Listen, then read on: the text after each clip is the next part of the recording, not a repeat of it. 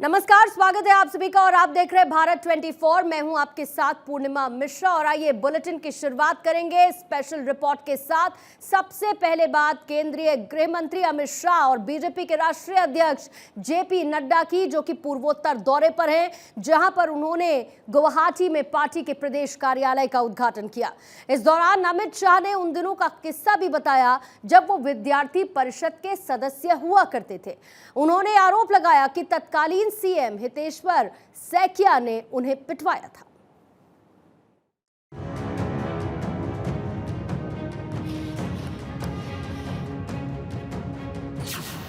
गुवाहाटी में शाह की हुंकार। पूरा नॉर्थ ईस्ट और हमारा आसाम विकास के रास्ते पर चल पड़ा। 2024 की रणभूमि तैयार। विपक्षियों पर किया करारा वार। पूर्वोत्तर को दी कई सौगात। 3 दिनों के पूर्वोत्तर दौरे पर पहुंचे गृह मंत्री अमित शाह और बीजेपी अध्यक्ष जेपी नड्डा गुवाहाटी पहुंचे, जहां पर पार्टी के प्रदेश कार्यालय का उद्घाटन किया गया। कार्यक्रम के दौरान सीएम हेमंत बिस्व शर्मा भी मौजूद रहे। अमित शाह और नड्डा ने कार्यकर्ताओं से संवाद किया। इस दौरान अमित शाह ने उन दिनों का किस्सा बताया जब वो विद्यार्थी परिषद के सदस्य हुआ करते थे। शाह ने वो किस्सा सुनाया जब तत्कालीन सीएम हितेश्वर सैकिया ने उन्हें पिटवाया था। मैं भी यहाँ विद्यार्थी परिषद के कार्यक्रम में आया था। कल ही हेमंत जी को कहा, बहुत मार मारा था हमें हितेश्वर सैकिया ने, और नारे लगाते थे असम की गलियां सुनी है, इंदिरा गांधी खूनी है। बहुत पीटा था। उस वक्त कल्पना नहीं थी कि भारतीय जनता पार्टी कभी अपने बूते पर असम के अंदर 2-2 बार सरकार बनाकर यहां विकास का रास्ता प्रशस्त। अमित शाह विपक्षियों पर भी जमकर बरसे और कांग्रेस पर जमकर निशाना साधा। राहुल बाबा कांग्रेस को एक एजेंडा दिए थे। उस एजेंडा में उन्होंने कहा था कि नॉर्थ ईस्ट के अंदर से अपसपा हम हटाएंगे अगर सत्ता में आएंगे तो। उन्होंने तुष्टीकरण के लिए किया था। मैं राष्ट्रीय अध्यक्ष था, पत्रकारों ने पूछा था कि आप अपसपा हटाएंगे। मेरे को अपसपा तब हटता है जब शांति होती है, और हम शांति भी करेंगे, अपसपा भी हटाएंगे, मगर तुष्टीकरण के लिए नहीं हटाएंगे। बीजेपी के राष्ट्रीय अध्यक्ष जेपी नड्डा ने कांग्रेस पर निशाना साधा। उन्होंने कहा कि कांग्रेस की कोई विचारधारा नहीं बची है। बीजेपी भारत की एकमात्र विचारधारा आधारित पार्टी है। आज मित्रों, कोई भी पार्टी भारतीय जनता पार्टी से लड़ने के लिए जितना सामर्थ्य चाहिए, न विचार है, न मन है, न ताकत है। आज भारतीय जनता पार्टी अकेली पार्टी है जो विचारों से लैस है, कार्यकर्ताओं की ताकत के आधार पर है, जनता का समर्थन है, मोदी जी जैसा नेतृत्व है, और देश में आपके साथ काम करने के लिए लोगों का वातावरण है। आजादी की 75वीं वर्षगांठ पर एनसीबी ने 75 दिनों के विशेष अभियान को चलाकर 25,000 किलोग्राम ड्रग्स को पकड़ा था, जिसे अमित शाह की मौजूदगी में नष्ट किया गया। अमित शाह ने नशीले पदार्थ की तस्करी और राष्ट्रीय सुरक्षा को लेकर एनएसए के साथ भी बैठक की। 3 दिनों के पूर्वोत्तर दौरे पर पहुंचे अमित शाह ने कई सौगात भी दी, कई मुद्दों पर चर्चा की, और शाह का ये दौरा रोज पूर्वोत्तर के विकास को नई रफ्तार देगा। Bureau report, Bharat 24। कांग्रेस की भारत जोड़ो यात्रा का 1 महीना पूरा हो चुका है। इस यात्रा के दौरान कई अलग अलग रंग भी देखने को मिले। वहीं जब ये यात्रा कर्नाटक के तुरुवेकरे पहुंची तो राहुल गांधी ने प्रेस कॉन्फ्रेंस की, जहां पर उन्होंने सावरकर को लेकर विवादित टिप्पणी की। राहुल ने सावरकर को लेकर कहा कि उन्होंने ब्रिटिश राज में अंग्रेजों से पैसे लिए और उनकी मदद की।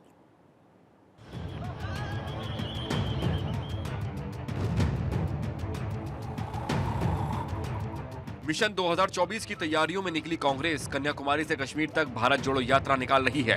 ये यात्रा अपने 1 महीने के सियासी सफर को पूरा कर चुकी है और इस सफर में अब तक कई रंग देखने को मिले। इस सफर में अब तक सबने राहुल की बर्बरी वाली टी शर्ट देखी, राहुल गांधी को बारिश में भीगकर भाषण देते देखा, राहुल गांधी मां सोनिया के जूते के फीते बांधते दिखे। अब जब ये सफर कर्नाटक के तुरुवेकरे में पहुंचा तो राहुल गांधी ने 34 मिनट की एक प्रेस कॉन्फ्रेंस की, जिसमें उन्होंने सावरकर, आरएसएस और पीएफआई से लेकर कांग्रेस की इंटरनल पॉलिटिक्स पर बात की। जब भारत विभाजन को लेकर सवाल किया गया तो राहुल ने एक विवादित टिप्पणी दी और कहा कि सावरकर अंग्रेजों के लिए काम करते थे और इतना ही नहीं, इसके लिए उन्हें पैसे भी मिलते थे। In my study of history, in my understanding, the RSS was helping the British. In my understanding, Savarkar used to get a stipend from the British. These are historical facts, and these are not facts that the BJP can hide, right? The party that fought for independence and created a mass movement for independence, the party that helped bring the constitution, the party that brought the Green Revolution, that's the Congress party. And it's interesting that the BJP comes out with these comments. But if you look at the historical truth, the BJP was nowhere to be found in the freedom struggle, and the BJP is singularly dividing the nation and spreading hatred in this nation. Rahul ने RSS पर British राज के समर्थन देने का आरोप लगाया, साथ ही कहा कि उनकी नफरत के खिलाफ ही भारत जोड़ो यात्रा निकाली जा रही है। राहुल के सुर अब अडानी समूह के लिए बदले बदले नजर आने लगे हैं। अब राहुल राजस्थान में अडानी समूह के इन्वेस्टमेंट का समर्थन कर रहे हैं। मिस्टर अडानी ने राजस्थान के लिए 60,000 करोड़ रुपए का इन्वेस्टमेंट का प्रपोजल दिया। कोई भी चीफ मिनिस्टर ऐसे प्रपोजल को रिफ्यूज नहीं कर सकता। पीएफआई पर बैन को लेकर पूछे गए सवाल पर राहुल ने कहा कि वो भारत में घृणा और सांप्रदायिकता फैलाने वाली हर ताकत से लड़ेंगे। कांग्रेस के नए अध्यक्ष का फेस कौन होगा, भले ही इस सवाल का जवाब अभी ना हो, लेकिन राहुल ने साफ किया कि कांग्रेस का अध्यक्ष रिमोट कंट्रोल नहीं कहलाएगा। उन्होंने कहा कि सभी सक्षम हैं और गांधी नेहरू परिवार का कोई हस्तक्षेप नहीं है। आपको याद होगा कि बीते रोज इसी कर्नाटक में राहुल का एक पोस्टर वायरल हुआ था, जिसमें राहुल के साथ विनायक दामोदर सावरकर दिखाई दिए थे। कर्नाटक के मांड्या में एक पोस्टर लगाया गया था जिसमें राहुल के साथ सावरकर की तस्वीर थी, जिसके खिलाफ कांग्रेस ने पुलिस में शिकायत दर्ज कराने का ऐलान किया। ऐसा नहीं है ये पहली दफा है। केरल के एर्नाकुलम में भी स्वतंत्रता सेनानियों के साथ विनायक सावरकर की फोटो सामने आई थी, तब भी सोशल मीडिया पर पार्टी की फजीहत हुई थी। बहरहाल ये कोई पहला मामला नहीं है जब राहुल ने सावरकर को लेकर विवादित टिप्पणी की हो। Bureau report, Bharat 24। दिल्ली के मुख्यमंत्री अरविंद केजरीवाल मिशन गुजरात पर हैं और गुजरात में केजरीवाल ने रोड शो किया। वहीं गुजरात की सड़कों पर केजरीवाल को हिंदू विरोधी बताकर पोस्टर लगाए गए। इसको लेकर सियासत भी शुरू हो चुकी है।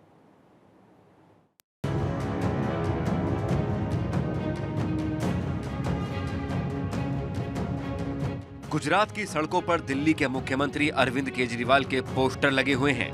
किसी भी राजनीतिक पार्टी का पोस्टर सड़कों पर लगना कोई नई बात नहीं है, लेकिन जब आप इन पोस्टरों पर लिखे शब्दों और तस्वीरों पर जरा पल भर नजर दौड़ाएंगे तो मामला जरा हटकर नजर आता है। गुजरात के अहमदाबाद, सूरत और राजकोट की सड़कों पर छपे पोस्टरों में हिंदू विरोधी नारे लगे हुए हैं। एक पोस्टर में गुजराती में लिखा है कि मैं हिंदू धर्म को पागलपन मानता हूं। वहीं दूसरे में लिखा है मैं ब्रह्मा, विष्णु, महेश और कृष्ण को ईश्वर नहीं मानता।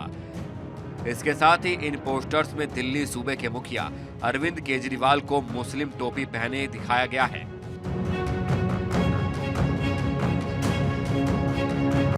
अब जरा इस पूरे विवाद की वजह भी जान लीजिए। मामला दिल्ली की आप सरकार के मंत्री राजेंद्र पाल गौतम के धर्म परिवर्तन पर दिए गए बयान का है, जिसके खिलाफ बीजेपी मुखर है। राजेंद्र पाल गौतम पर आरोप है कि उन्होंने बौद्ध धर्म के दीक्षा कार्यक्रम में हिंदू देवी देवताओं को नहीं मानने की शपथ दिलाई थी। ये कार्यक्रम जय भीम मिशन ने आयोजित किया था, जिसमें 10,000 से ज्यादा लोग आए थे।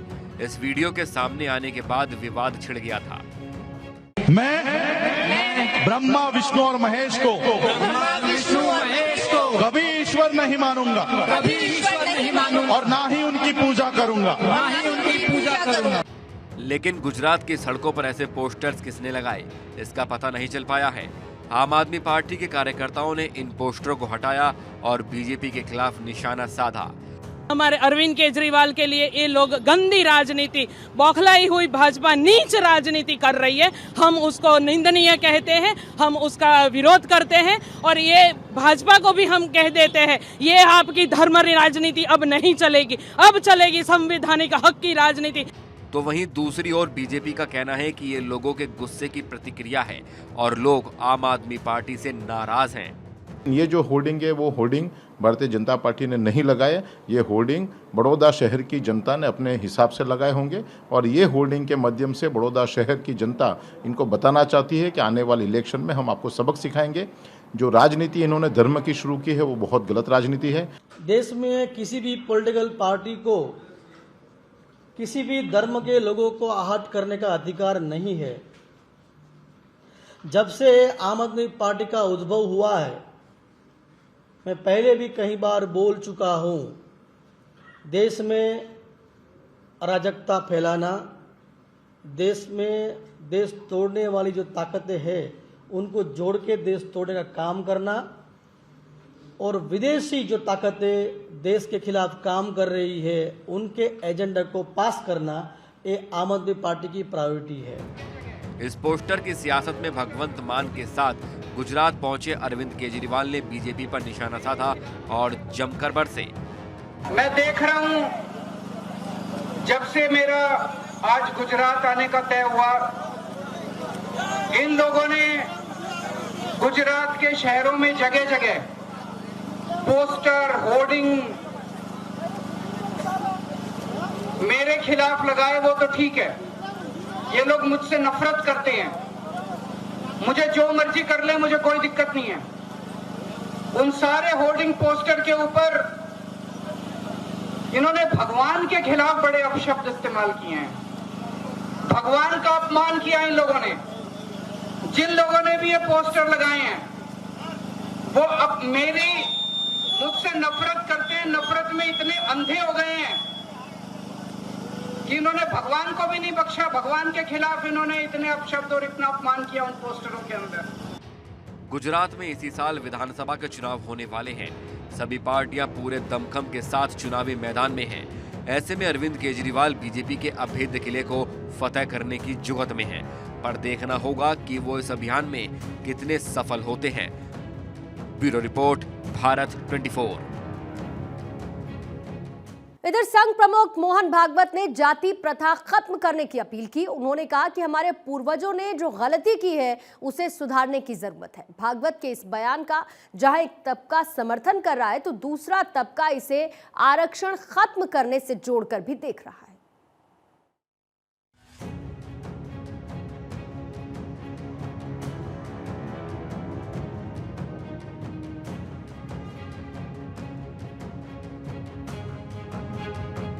संघ प्रमुख मोहन भागवत का एक बयान फिर से चर्चा में है। नागपुर में शुक्रवार को एक किताब के विमोचन के मौके पर उन्होंने जाति और वर्ण व्यवस्था खत्म करने की अपील की।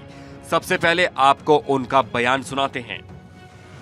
विषमता नव्हती वगैरे वगैरे हे सगळं ठीक आहे, पण आज जर कोणी विचारलं की वर्ण आणि जातींबद्दल काय,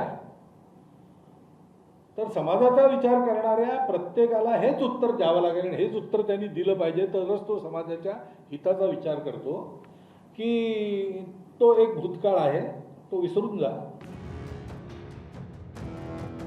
यानी मोहन भागवत ने जाति और वर्ण व्यवस्था को पूर्वजों की गलती मानते हुए इसे बदलने की बात कही है। मोहन भागवत के मुताबिक भारत ही नहीं पूरी दुनिया में पिछली पीढ़ियों ने कुछ न कुछ गलतियां की हैं, जिन्हें आज स्वीकार कर बदलने की जरूरत है।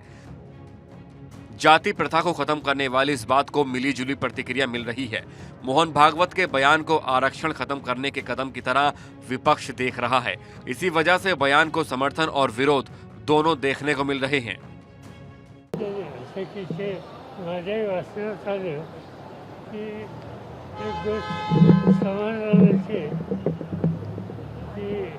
समाजाच्या एका मोठ्या वर्गाला काही पिढ्या ज्या यातना सहन करायला लागल्या आणि त्या यातनाच्या संबंधीची जबाबदारी ज्यांच्याकडे त्या घटकांना याची जाण व्हायला लागली हा बदल हा योग्य बदल है। आज की परिस्थिति में आधुनिकता के दौर में विवेक के पर आधारित समाज का निर्माण होना चाहिए। इसलिए राष्ट्रीय स्वयंसेवक संघ के सरसंघ चालक माननीय मोहन भागवत जी ने आज समाज को आगाह किया, और आगाह ही नहीं किया बल्कि उन्होंने इस बात को बताया कि राष्ट्रीय स्वयंसेवक संघ एक प्रगतिशील तरीके से ऐसे कालवाही और सामंती व्यवस्था के खिलाफ संघर्ष करेगा और संवाद के द्वारा लोगों को विश्वास में लेकर इस चीज़ को समाप्त करने की कोशिश करेगा। इससे पहले दशहरे के दिन नागपुर में कार्यकर्ताओं को संबोधित करते हुए संघ प्रमुख ने महिला, शिक्षा और जनसंख्या से जुड़े मुद्दों पर बात की थी और कहा था कि देश में एक जनसंख्या नियंत्रण नीति की जरूरत है और राष्ट्रहित के लिए जनसंख्या असंतुलन नजर रखने की जरूरत है। मोहन भागवत के इस बयान पर भी सियासत देखने को मिली थी। फिलहाल मोहन भागवत के जाति और वर्ण प्रथा को खत्म करने वाले बयान को आरक्षण खत्म करने से जोड़ा जा रहा है, क्योंकि आरक्षण जाति आधारित ही होती है। ऐसे में मोहन भागवत के इस बयान पर सियासी घमासान तो लाजमी ही था। Bureau report, Bharat 24।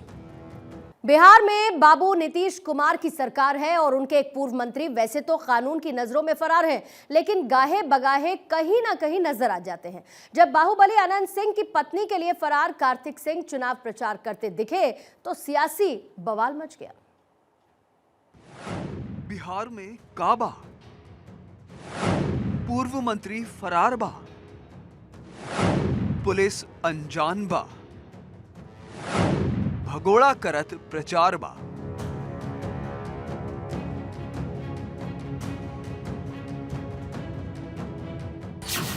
ये कहानी थोड़ी फिल्मी है। जैसे फिल्मों में बाहुबली कोर्ट की नजर में तो फरार होता है, लेकिन हर सीन में वही नजर आता है। यही हाल अब बिहार में भी देखने को मिल रहा है।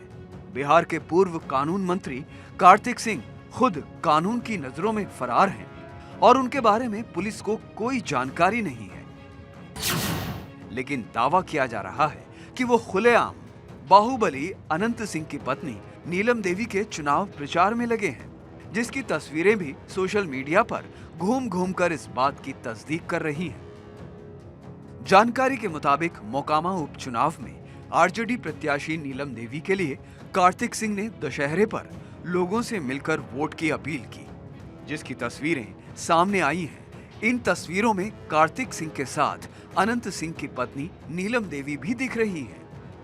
चुनाव प्रचार करते पूर्व कानून मंत्री दिख रहे हैं, लेकिन उन तक पुलिस की पहुंच दूर है। जब इस बात को लेकर पुलिस से जवाब मांगा गया तो पुलिस ने मामले में अनभिज्ञता जाहिर की। आप अचानक किसी व्यक्ति के बारे में सवाल कर देते हैं तो मुझे पटना पुलिस से पूछना पड़ेगा, क्योंकि किसी भी व्यक्ति के विरुद्ध में जो विधि सम्मत कार्रवाई है, जो कानून के द्वारा प्रदत्त कार्रवाई है, जो तरीका उसके साथ पुलिस। वहीं बीजेपी कार्तिक सिंह को लेकर नीतीश कुमार पर हमलावर है। बीजेपी के मुताबिक बिहार में अपराध के जनक मुख्यमंत्री नीतीश कुमार हैं। बिहार में अपराधियों को फंसाते भी वही हैं, बचाते भी वही हैं। मोकामा में पहली बार अगर किसी ने अपराधी को टिकट देने का काम किया तो वह उस समय के सांसद नीतीश कुमार जी ने किया था दिलीप सिंह को। तेजस्वी जी के डर से वह कार्तिकेय सिंह खुलेआम घूम रहा है, लेकिन नीतीश कुमार जी चूंकि एक रबर स्टैम्प मुख्यमंत्री हैं, इसलिए उनकी इतनी हिम्मत नहीं हो रही है कि जो व्यक्ति खुलेआम मोकामा में दौरा कर रहा हो उसको पकड़ने की भी हिम्मत पुलिस से करवाए। कार्तिक सिंह उस समय सुर्खियों में आए थे जब वो अपहरण के एक केस में कोर्ट में सरेंडर करने की बजाय राजभवन में कानून मंत्री पद की शपथ ले रहे थे। ये तारीख 16 अगस्त 2022 की थी। मामले ने इतना तूल इसीलिए पकड़ा क्योंकि फरार कार्तिक सिंह को 16 अगस्त को ही कोर्ट में सरेंडर करना था, लेकिन कानून की नजरों में फरार व्यक्ति उसी दिन कानून मंत्री बन रहा था। 2014 के अपहरण के मामलों में अब तक पूर्व कानून मंत्री को राहत नहीं मिली है। दानापुर कोर्ट से लगातार तारीखें मिल रही हैं और अब 12 अक्टूबर को मामले में अगली सुनवाई होनी है। कुमार प्रबोध पटना, भारत 24।